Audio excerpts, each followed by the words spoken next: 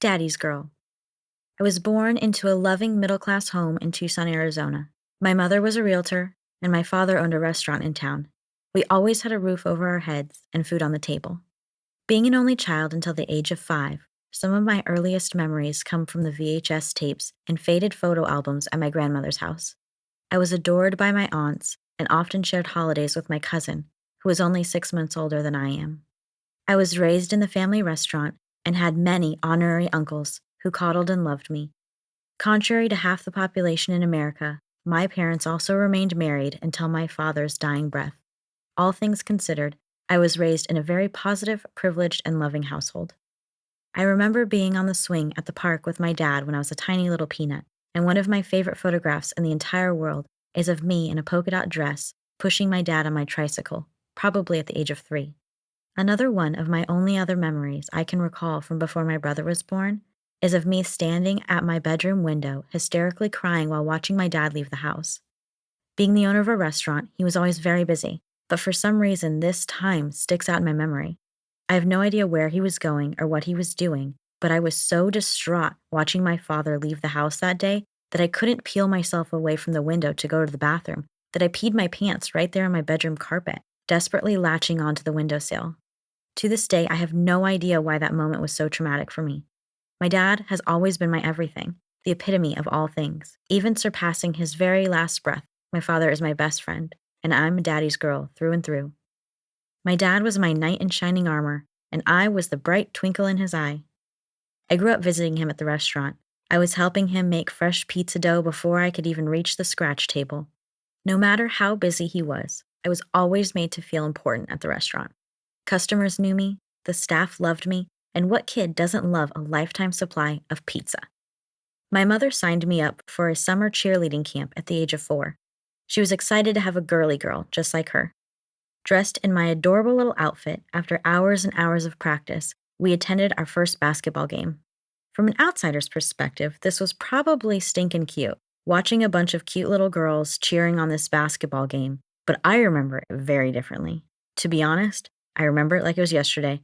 The cheer was called Spirit, and it was very simple. S-S-P, S-P-I-R-I-T, Spirit, Spirit. Although simple enough, I was so uncomfortable in this experience, the dress, the hair, the people. My spirit came out S-P-I-T, and the whole crowd roared in laughter at the one cute little girl who messed up the Spirit cheer. I have no idea if the whole stadium ruptured in laughter or not, but for a tiny little 4-year-old, this experience was mortifying. I am willing to bet that this was the moment when I subconsciously vowed that I would never be bad at anything ever again. As my mother grew more pregnant with my brother, I was experiencing my first year of public school. I was quickly deemed to be a social butterfly and had a hard time abiding by the restrictive schedule that included nap time. 8 days after my 5th birthday, my brother was born. Caring for my new baby brother made me feel very important. And as I entered into the 1st grade, I was just as quickly deemed to be boy crazy, having had my first kiss in the reading corner of our classroom. By the 3rd grade, I was assigned to an in-class lunch bunch for a group of girls who couldn't seem to get along. I didn't understand why the other girls couldn't understand that recess would be so much more fun if they just followed my rules for all the playground activities and which boys they were allowed to chase. But apparently, all such organizational skills got you the bossy label and grammar school's version of lunchtime detention. I had very strong opinions that hurt other girls' feelings, so I was constantly being reprimanded to play nice and let other kids be in charge also. But their games were boring, and the boys didn't like playing with us when the other girls were in charge. So I took it upon myself to play the games the boys played, because I wasn't interested in hopscotch and hair braiding as I was in foursquare and wall ball. Other girls my age were more interested in making friends with each other, but I was more interested in expressing my competitive edge amongst the boys. I was not dainty like other girls my age, and I tended to vocalize my opinions very freely. This often led me to receiving punishment responses, even though I was an excellent student and always received satisfactory remarks on my report cards. I was beginning to be taught that my socialization and fitting in with others was more important than my academics. That was until I met my 5th grade teacher, Miss Anderson. Besides the Hispanic caretaker whom I spent time with, Miss Anderson was my first teacher of color.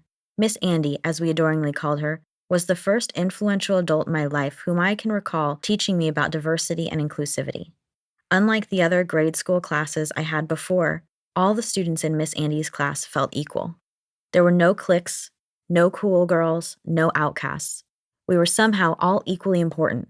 This was a pivotal point in my life because whereas I had previously often been ridiculed for my opinions and competitiveness, I distinctly remember feeling very comfortable in her classroom. I always felt safe to be myself in Miss Andy's class, and I even made some girlfriends that year.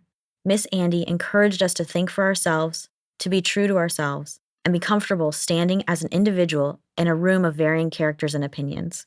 To this day, I still think about my gratitude to her and how that was probably one of the last times that I felt truly safe to be unapologetically myself.